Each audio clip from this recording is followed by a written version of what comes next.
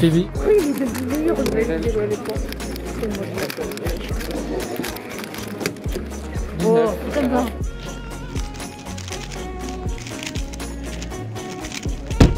Wow.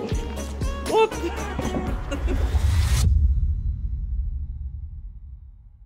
Donc ça y est, c'est le jour J, il est 6h18 et on va pouvoir faire le sac. Donc j'ai tous mes cubes ici, on va commencer du coup avec le 3x3, ensuite on a le 2x2, ensuite le 4x4, ensuite le Megaminx, le 5x5 et on finit avec le Pyraminx.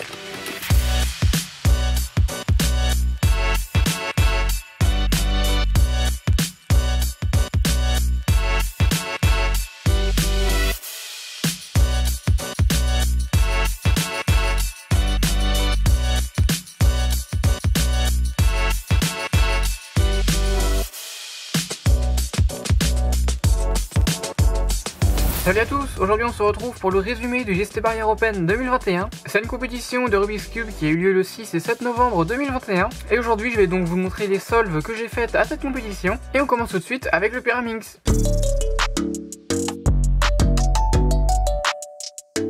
Alors au Pyraminx, j'avais pas d'attente particulière parce que c'est un event que j'occupe pas beaucoup. D'ailleurs, je vous ai expliqué toutes mes espérances et mes mains que j'allais utiliser à la compétition dans la vidéo d'il y a 2 semaines. Donc elle s'affiche en haut à droite. Donc j'ai commencé mon AO5 avec un 17.96, vraiment horrible comme temps, surtout au Pyraminx.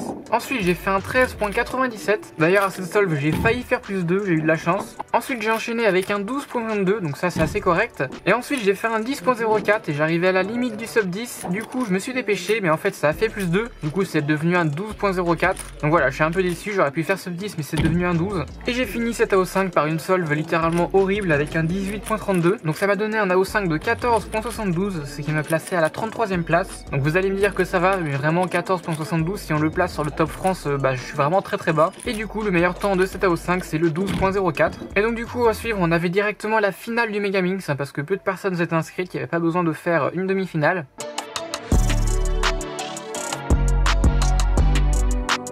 Donc là c'est déjà un petit peu plus correct, malgré que mes temps soient pas foufou. J'ai commencé avec un 2 minutes 48 et 38 centièmes. Ensuite avec la deuxième solve j'ai fait 2.48,78, donc ça reste exactement dans la même seconde, j'étais vraiment stable. Ensuite je suis un peu descendu, j'ai fait 2 minutes 37,15. Donc ensuite en quatrième solve j'ai fait un 3 minutes 04, donc c'est au-dessus des 3 minutes, c'est pas incroyable. Et à la fin je me suis complètement fail, je me suis raté un moment sur les dernières étapes, du coup j'ai dû recommencer un petit peu en arrière et ça m'a donné un 3.48.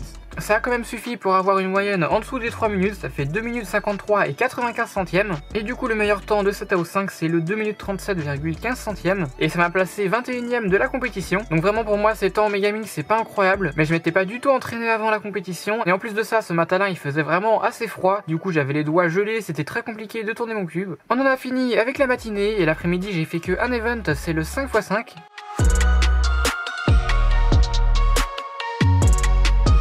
Alors vu qu'on avait pris de retard sur les passages des compétiteurs, les organisateurs ont tout simplement décidé de baisser le cut-off de 3 minutes à 2 minutes. Donc le cut-off c'est tout simplement une limite de temps, on a 2 essais, donc du coup les 2 premiers temps de l'AO5 pour faire en dessous d'un certain temps. Et si on passe pas cette barre, on est tout simplement éliminé et notre AO5 est compté comme DNF. Et du coup en dessous de 2 minutes ou 5x5 j'avais littéralement jamais fait, donc fallait absolument que je fasse PB pour réussir. Et par je sais pas quel miracle, j'ai réussi à faire mon PB single, donc non officiel et officiel du coup, en faisant 1 minute 58 et 35 centièmes. Donc je suis pas super heureux sur la vidéo parce que je me rends pas très bien compte, mais j'ai vraiment eu énormément de chance. Donc ensuite à la deuxième résolution j'ai fait 2 minutes 21, donc c'est un temps totalement normal pour moi au 5x5.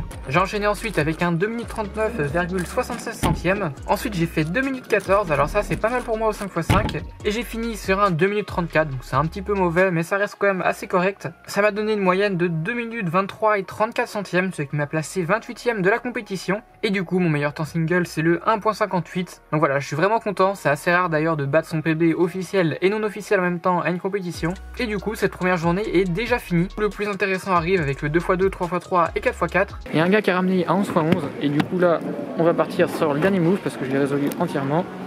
Et voilà, il est résolu.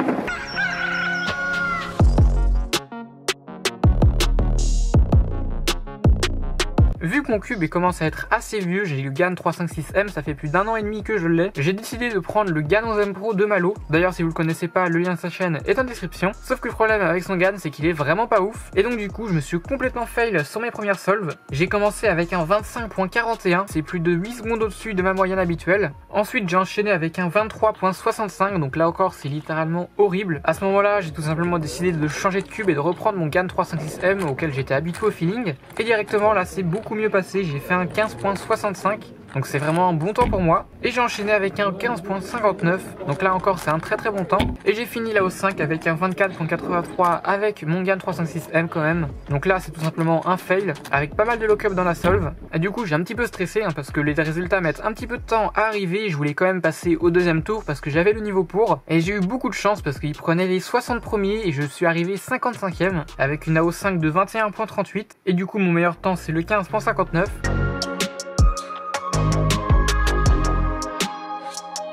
Ensuite on a eu le premier round de 2x2 et là pareil je me suis complètement raté. Encore une fois il faisait assez froid vu que c'était le matin et j'avais un petit peu les doigts gelés. Donc du coup mes temps sont assez horribles, surtout au 2x2 parce que c'est un petit cube, il faut vraiment avoir de la manipulation dans ses doigts. Donc j'ai commencé mon AO5 avec un 9.51, littéralement horrible pour du 2x2. Ensuite j'ai enchaîné avec un 5.68, donc ça c'est un temps normal pour moi au 2x2. Ensuite j'ai fait 11.50, là c'est vraiment horrible, des fois ça m'arrive de faire ça au 3x3, donc au 2x2 vraiment c'est un raté total. Ensuite j'ai enchaîné avec un 6.25, donc c'est un temps qui est un petit peu au-dessus de ma moyenne, donc j'étais un peu déçu. Et j'ai fini mon AO5 avec un 5.75 qui est du coup un temps normal pour moi. Et du coup ça m'a donné une moyenne de 7,17 au 2x2 avec un meilleur temps à 5.68.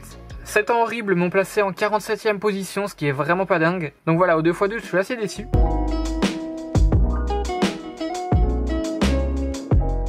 Ensuite, dernier round de la matinée, c'était le 4x4. Donc j'ai commencé mon AO5 avec un 1 minute 24.19 centièmes. Donc c'est pas un super temps pour moi. Ensuite j'ai enchaîné avec un 1 minute 20 et 90 centièmes. Là ça a un peu mieux mais c'est toujours pas ouf. Ensuite j'ai fait un 1 minute 12. Donc là ça se rapproche de mon niveau. Ensuite je suis descendu à un 1 minute 10 78. Donc là c'est vraiment pas mal. C'est tout simplement mon niveau actuel. Et j'ai fini mon AO5 avec un 1 minute 05 et 78 centièmes. Donc du coup mes temps à cet AO5 ça a juste fait que baisser. Et ça m'a donné une moyenne de 1 minute 14 et 77 centièmes qui m'a placé en 46e position, donc c'est quand même assez loin dans le classement. Et du coup mon meilleur temps à cet event c'est le 1.05.78. Donc pour ce temps je suis assez content, j'espère qu'à la prochaine compétition je pourrai faire un sub 1. Et du coup on arrive sur l'après-midi du dimanche.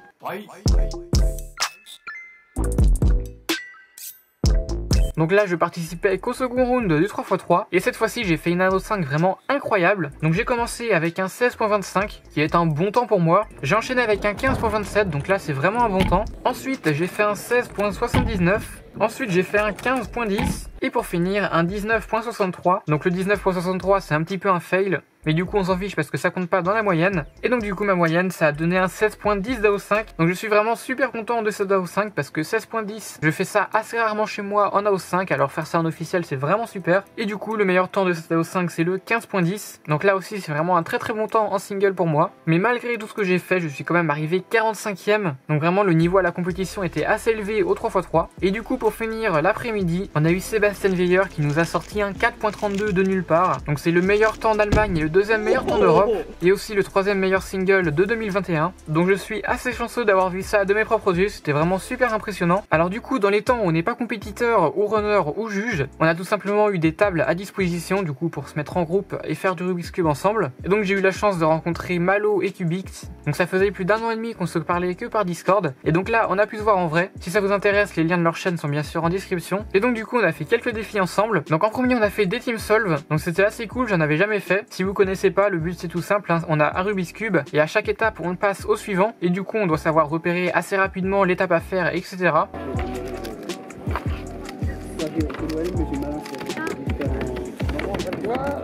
j'ai pas le temps. Regarde. 5-3. En fait je tombe sur le... Oui, il était dur, on avait fait les points.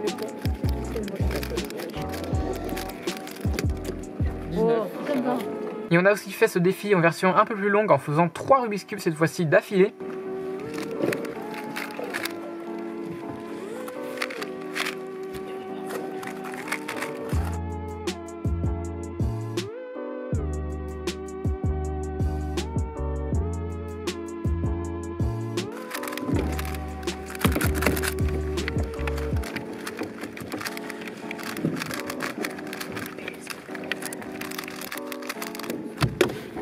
Et on a aussi fait du team blind, donc là c'est un autre type de défi, c'est tout simplement quelqu'un qui a les yeux fermés et il a un coéquipier qui lui dit les mouvements ou les algorithmes à faire. Donc c'est assez marrant à faire et aussi un petit peu galère parce qu'il faut connaître les notations et les algorithmes et avoir aussi les algorithmes en correspondance et savoir bien décrire le cube. Donc franchement c'était sympa à faire. Et donc ce résumé touche à sa fin, j'espère qu'il vous aura plu. Donc du coup c'était ma première compétition de Rubik's Cube et c'est vraiment une expérience incroyable. J'ai hâte de pouvoir en faire d'autres et si vous en avez jamais fait, j'espère aussi vous avoir donné envie. Donc du coup si cette vidéo vous a plu, comme d'habitude n'oubliez pas de mettre un like, un commentaire si vous avez quelque chose à me dire et puis si c'est pas encore fait, de vous abonner. Allez, salut!